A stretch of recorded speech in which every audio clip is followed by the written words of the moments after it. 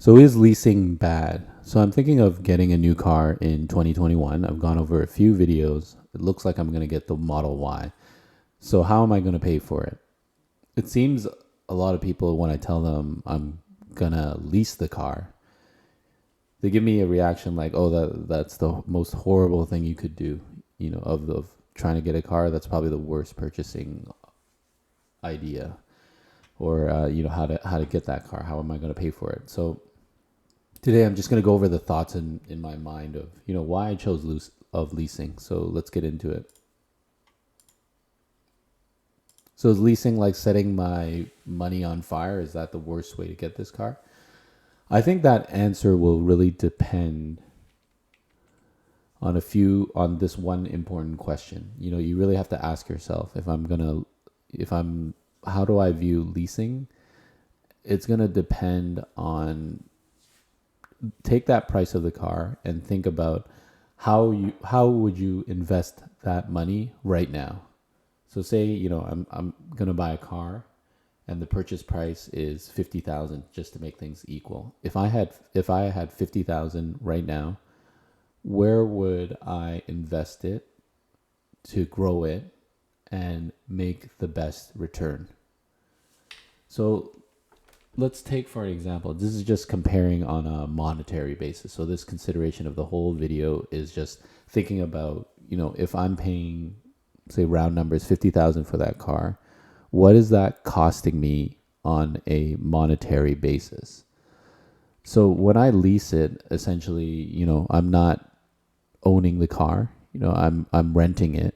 I'm renting it, and I'm gonna pay a fee on it. So at the end of the 4-year term, I'm essentially renting it.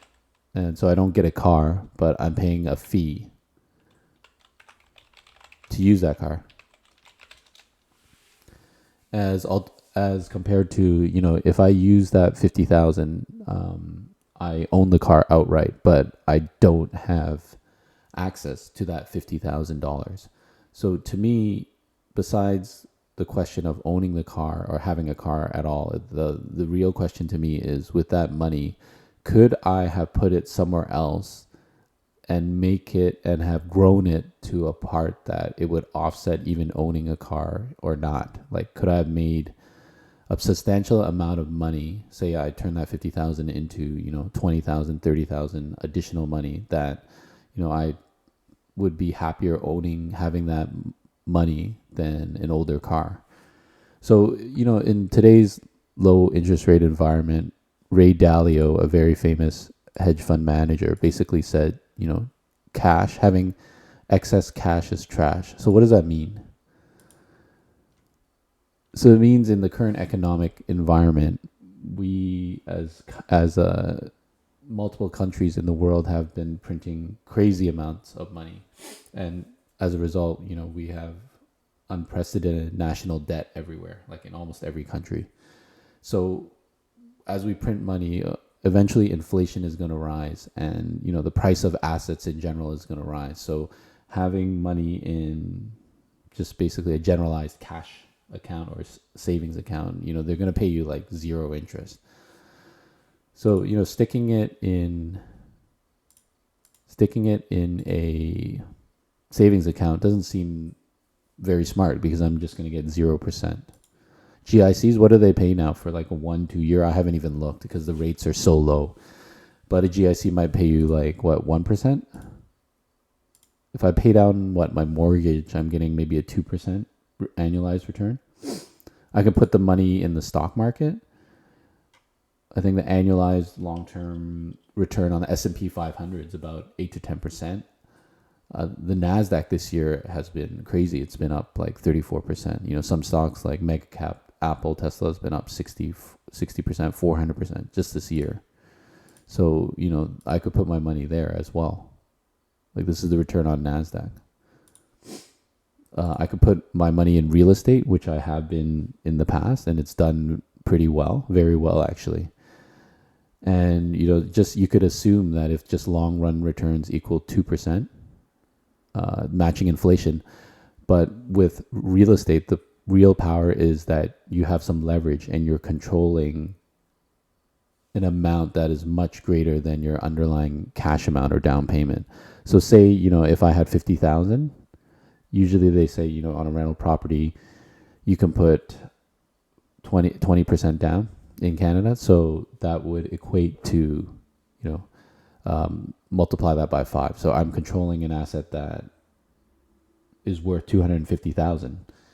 And if that goes up 2%, that's a lot. So with real estate, you can use leverage, and those returns, even if they just match inflation or even below inflation, 1 or 2%, in the long run, if it's leveraged, 3 times, that's a pretty good return. And I can even put it in other speculative stuff, like options or alternatives, or maybe I want to invest in a business, or, I want to buy a watch that might have a pretty good return as well.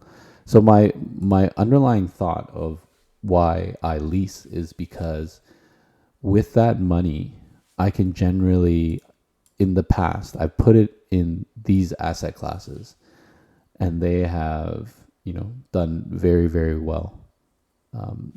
Where, say, if I put this 50,000, it grew into a much larger amount, over time, in 1 or 2 years, maybe it became 100,000.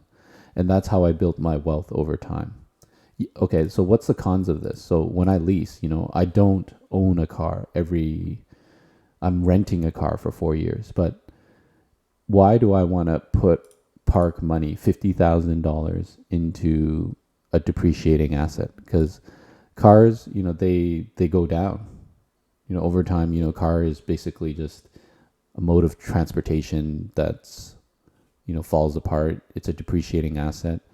So over time, it's just going down in money. Wouldn't it make sense for me to put this 50,000 in assets that at least go up?